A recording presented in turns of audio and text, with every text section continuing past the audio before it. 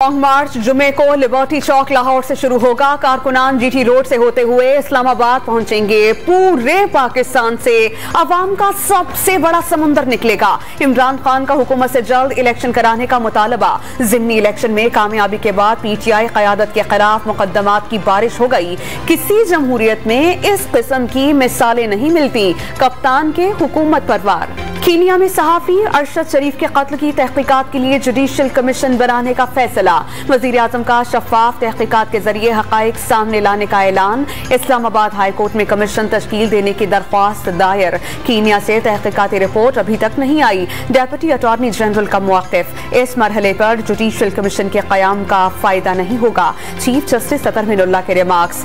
सहाफ़ती तंजीमों को on board रखने की हिदायत। पाक फौज भी अरशद शरीफ के कत्ल पर अदालती कमीशन बनाने की हामी। तहकीकात से कयास आराइयों का खात्मा होगा। तमाम सवालात का जवाब मिलेगा। ये तहकीकात भी होनी चाहिए कि अरशद शरीफ ने मुल्क क्यों छोड़ा। सीनियर सहाफ़ी और वॉर रिपोर्टिंग के माहिर थे। देखना यह भी होगा कि अफसोसनाक वाक़े का फ़ायदा कौन उठा रहा है। तर्जुमान पाक फौज ने इल्ज़ाम तराशियां बदकिस्मती करार देते हुए कानूनी कार्रवाई का इंतबाह दे दिया। सहाफ़ी अरशद शरीफ के अहले खाना से सहाफ़ियों, सियासतदानों और मुख्तलिफ शुबों से ताल्लुक़ रखने वाले अफराद की ताज़ियत। शहरियों ने हाय रिहाइश गाह के बाहर गुलदस्ते रखे और शमएं रोशन की। वज़ीर आज़म के दौरा चीन से कबल सी पैक का अहम मनसूबा मंजूर। CDWP ने कराची सर्कुलर रेलवे की मंजूरी दे दी।